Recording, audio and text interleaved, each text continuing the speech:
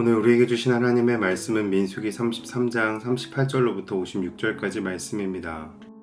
이스라엘 자손이 애굽 땅에서 나온 지 40년째 5월 초 하루에 제사장 아론이 여호와의 명령으로 호르산에 올라가 거기서 죽었으니 아론이 호르산에서 죽던 때의 나이는 123세였더라. 가나안 땅 남방에 살고 있는 가나안 사람 아랏 왕은 이스라엘 자손이 온다는 소식을 들었더라. 그들이 호르산을 떠나 살모나에 진을 치고 살모나를 떠나 분온에 진을 치고 분온을 떠나 오봇에 진을 치고 오봇을 떠나 모압 변경 이에아 바림에 짐을 치고 이임을 떠나 디보갓에 진을 치고 디보갓을 떠나 암몬 디블라 다임에 짐을 치고 암몬 디블라 다임을 떠나 느보압 아바림 산에 진을 치고 아바림 산을 떠나 여리고 맞은편 요단 강가 모압 평지에 진을 쳤으니 요단 강가 모압 평지의 진영이 벳 여시못에서부터 아벨 시딤에 이르렀더라. 여리고 맞은편 요단 강가 모압 평지에서 여호와께서 모세에게 말씀하여 이르시되 이스라엘 자손에게 말하여 그들에게 이르라. 너희가 요단 강을 건너 가나안 땅에 들어가거든 그 땅의 원주민을 너희 앞에서 다 몰아내고 그 새긴 석상과 부어 만든 우상을 다 깨뜨리며 산당을 다 헐고 그 땅을 점령하여 거기 거주하라. 내가 그 땅을 너희 소유로 너희에게 주었음이라. 너희의 종족을 따라 그 땅을 제비 뽑아 나눌 것이니 수가 많으면 많은 기업을 주고 적으면 적은 기업을 주되 각기 제비 뽑은 대로 그 소유가 될 것인즉 너희 조상의 지파를 따라 기업을 받을 것이니라. 너희가 만일 그 땅의 원주민을 너희 앞에서 몰아내지 아니하면 너희가 남겨둔 자들이 너희의 눈에 가시와 너희의 옆구리에 찌르는 것이 되어 너희가 거주하는 땅에서 너희를 괴롭게 할 것이요 나는 그들에게 행하기로 생각한 것을 너희에게 행하리라. 아멘. 우리는 믿음이 없으면 언제나 불안감과 두려움 속에 살아갈 수밖에 없습니다.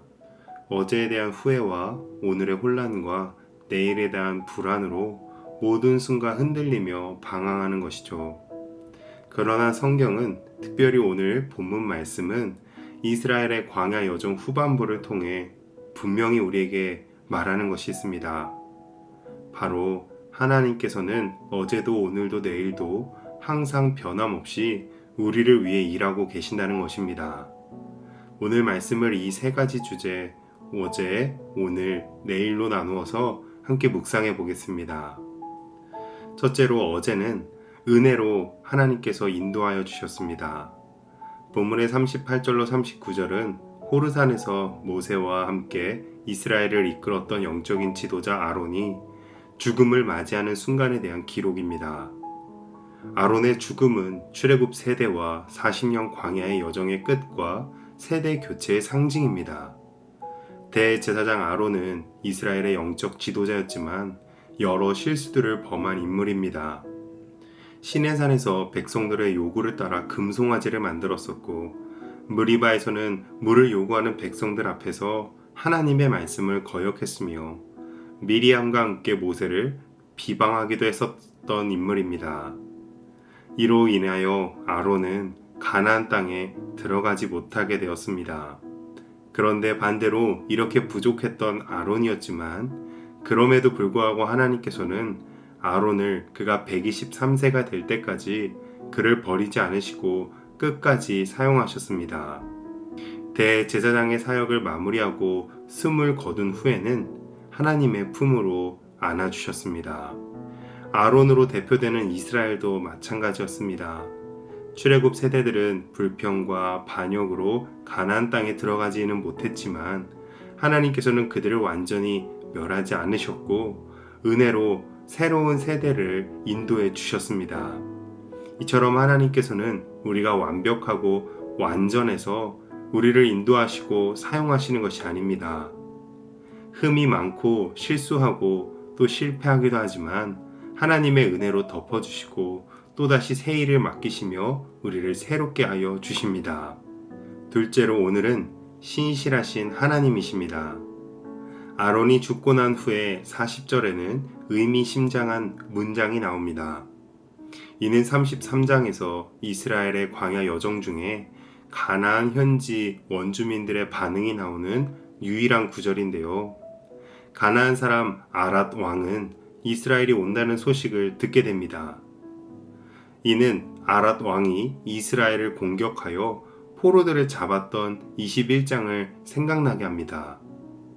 당시 이스라엘은 하나님께 서원하기를 하나님께서 그들을 우리 손에 넘겨주시면 그들의 성읍을 다 멸하겠다라고 하였습니다.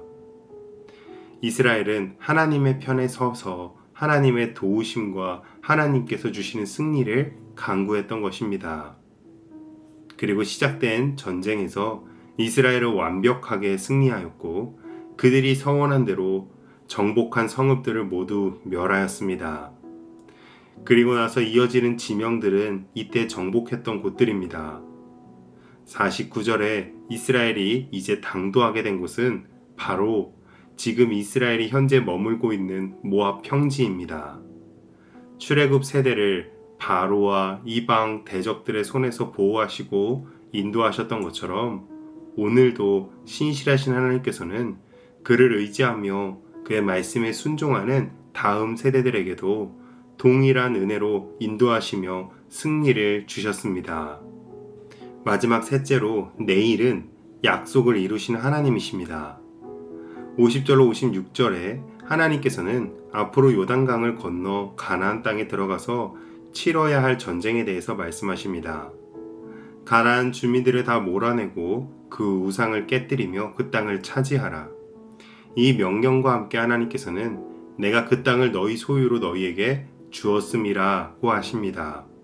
이에 54절에서는 땅의 분배에 대해서도 말씀하십니다.